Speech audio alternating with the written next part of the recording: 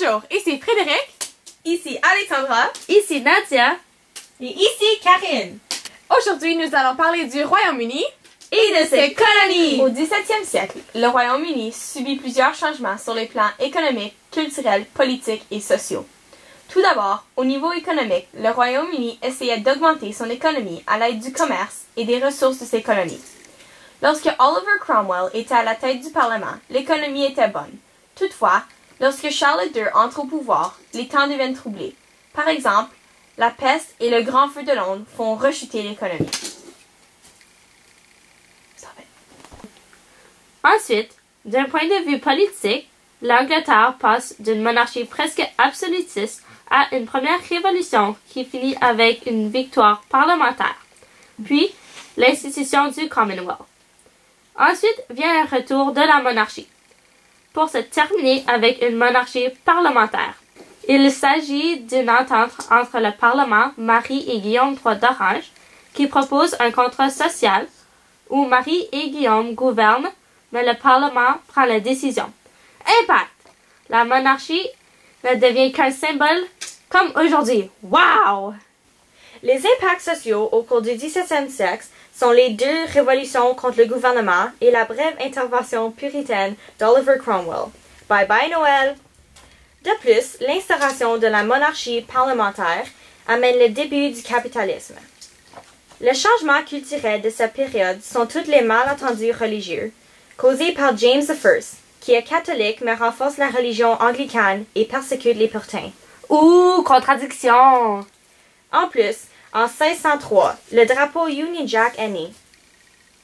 En ce qui concerne l'Écosse, il était plutôt chargé d'aller chercher les Noirs et de les apporter dans diverses colonies.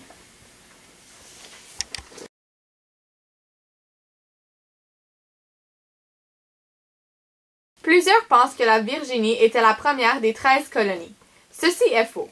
La première colonie se nommait Roanoke. La raison pour laquelle elle n'est pas considérée comme l'une des 13 colonies, c'est qu'elle s'est faite abandonner après la première année. Ceci lui donne donc le nom de The Lost Colony.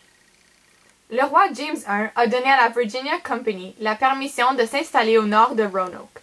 C'est ceci qui a causé la fondation de Jamestown.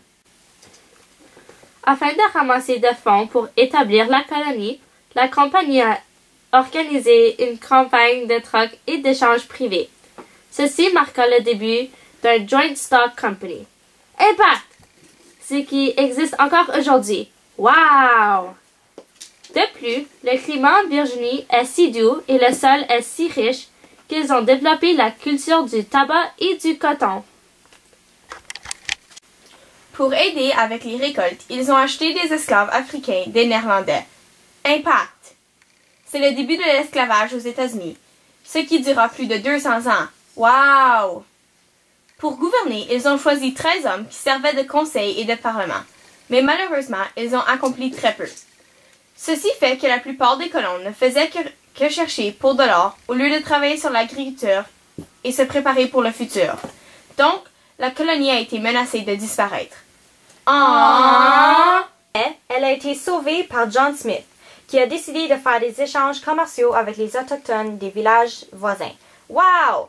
Éventuellement, la Virginia Company envoie un gouverneur pour rétablir l'ordre et crée une assemblée nommée House of Burgesses qui sert à prendre des décisions et établir des lois.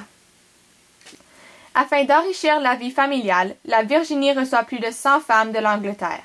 Ceci est crucial à la survie de Jamestown.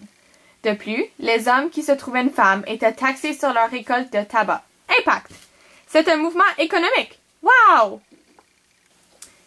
L'établissement de Jamestown marque le début de la colonisation de l'Angleterre en Amérique du Nord.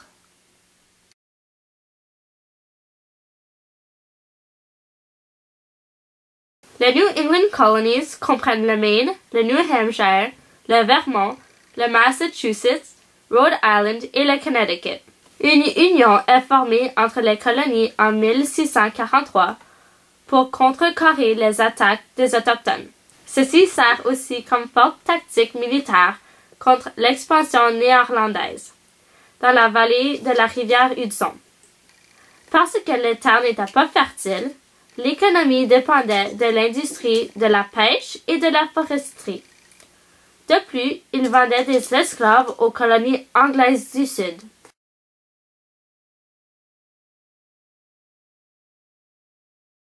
Les Middle Colonies comprennent New York, New Jersey, la Pennsylvanie et le Delaware. Les gens de ces colonies influençaient beaucoup l'économie parce qu'ils pratiquaient la métallurgie du fer, la foresterie, le troc et la construction de bateaux. Chaque colonie est fondée pour différentes raisons économiques, politiques et culturelles. New York est fondée pour l'avoine, la farine et le blé. New Jersey est fondée pour une liberté religieuse.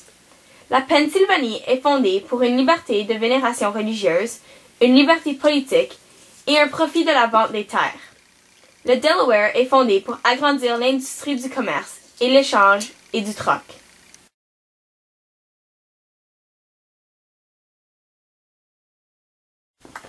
Les Southern Colonies comprennent le Maryland et la Caroline. Ces colonies faisaient la récolte du riz, qui pour eux était une partie importante de leurs échanges internationaux.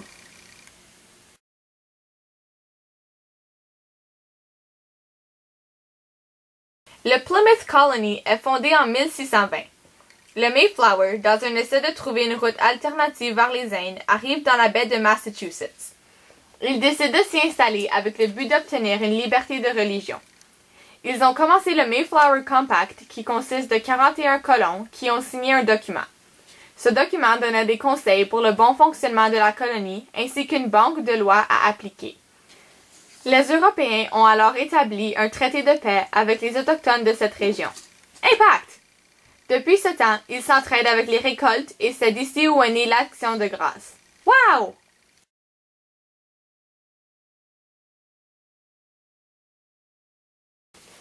Plus le pouvoir espagnol diminuait dans les Caraïbes, plus les autres puissances européennes accumulaient du territoire.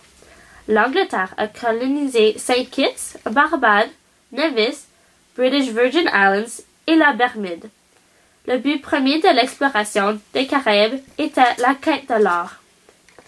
Les Anglais ont installé les colonies là-bas car ils avaient besoin des endroits pour réparer les navires ainsi que s'arrêter pour reprendre des provisions entre les voyages.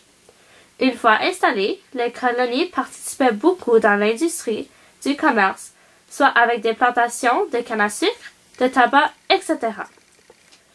La Bermude devint rapidement la colonie la plus croissante de la région des Caraïbes.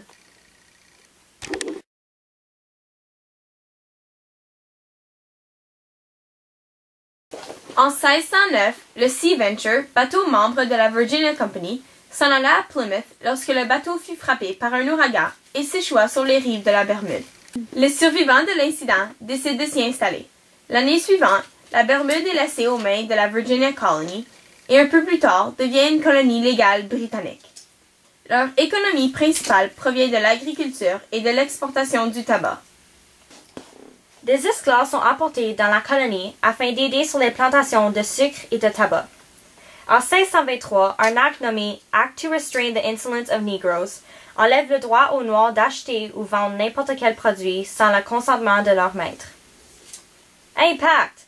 Ceci est un exemple concret de la discrimination des Noirs qui continua jusqu'en 1807. Wow! Jusqu'à l'abolition de la traite des esclaves en 1807, la Bretagne était responsable de la transportation de 3,5 millions d'esclaves africains aux Amériques et de 1/3 de tous les esclaves transportés à travers l'Atlantique. Impact! La Bermude est encore une colonie britannique aujourd'hui. Wow! Autre fait intéressant, l'Église anglicane est présente aux Bermudes et les bananes sont introduites en Angleterre par Thomas Johnson en 1633. Impact! La compagnie de la baie d'Hudson existe encore aujourd'hui sous le nom de The Bay. Voir le centre commercial le plus proche.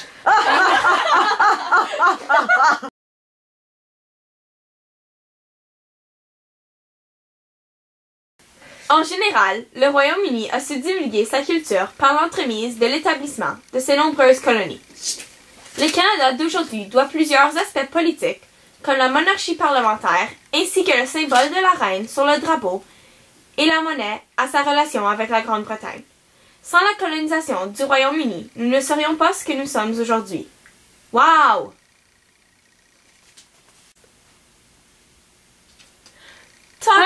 Cheerio!